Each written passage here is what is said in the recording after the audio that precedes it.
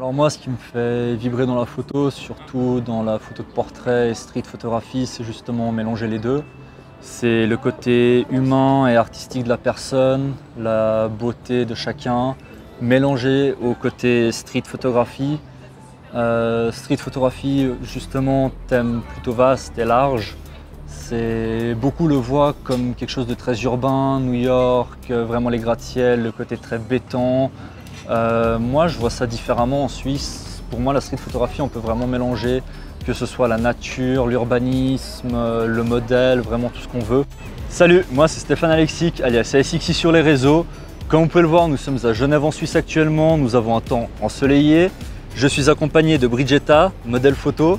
Aujourd'hui, avec le Z6, je vais vous parler de portrait en lumière naturelle et je vais vous donner mes astuces.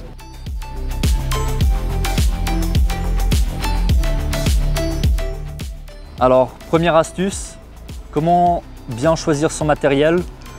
Pour ma part, j'ai choisi du matériel qui me correspond, qui est adéquat à ce que je fais, qui me convient également. Comme vous pouvez le voir ici, un Z6 de chez Nikon, très léger, compact, agréable à utiliser, avec notamment son plein format qui permet d'avoir une gamme de couleurs et une qualité optimale pour mes shootings. Pour les temps ensoleillés comme aujourd'hui, une visée numérique qui, on va pas se mentir, est très agréable. Elle permet de faire mes réglages en temps réel, de voir ce que je fais et aussi de visionner mes photos. Donc j'ai pas besoin de me cacher du soleil ou quoi que ce soit, j'ai juste à mettre mon œil dedans et je peux directement voir le résultat ou changer ce que j'ai besoin de changer.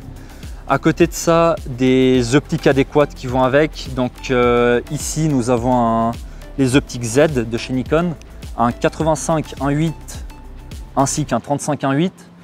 Si j'ai décidé de prendre ces deux optiques, c'est le 85 pour la partie portrait, modèle, pour surtout le détacher du décor quand j'ai envie de le mettre en avant, et le 35 quand j'ai envie de partir dans le côté plus artistique, de mélanger l'architecture à la mode ou au portrait et faire quelque chose de plus complet.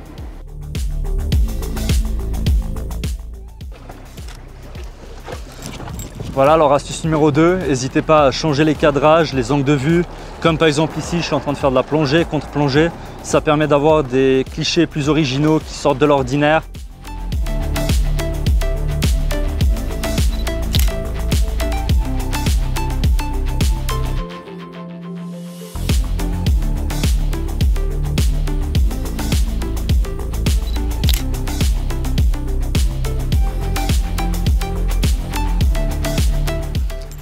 Alors une autre astuce pour la street photographie de portrait, c'est n'hésitez pas à explorer les horizons, chercher de nouveaux endroits, jouer avec l'architecture aussi.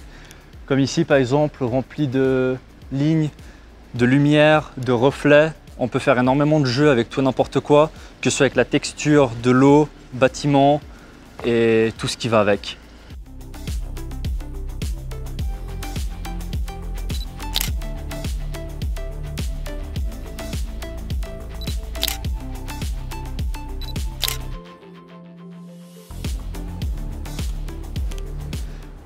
Alors une autre astuce que je peux vous conseiller, c'est jouer avec les lignes pour amener le regard au sujet. Ici par exemple, comme vous pouvez le voir, il y a vraiment énormément de lignes avec lesquelles on peut jouer. Et c'est vraiment important parce que le regard est attiré par toutes les lignes qu'on voit. Et ça peut amener une force, une dynamique à une photo et ramener le regard sur le modèle qui est quand même le sujet principal.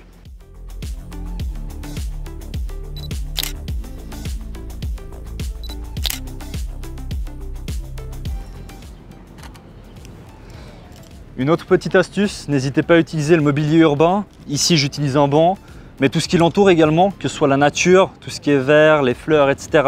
Ça permet vraiment de créer un contraste entre le côté urbain, vraiment béton, et la nature.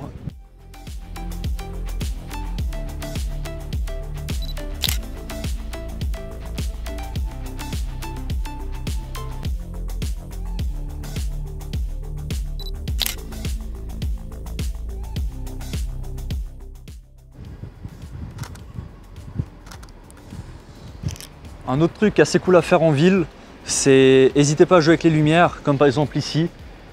Nous avons de la chance quand il fait grand soleil, c'est de jouer avec les reflets de tout ce qui nous entoure, en l'occurrence le bâtiment, qui crée des lignes, et bien plus que des lignes, c'est juste aussi une lumière, des textures en photo, et il ne faut pas hésiter à les intégrer à la composition de la photo pour justement créer un contraste plus fort et jouer avec ceci.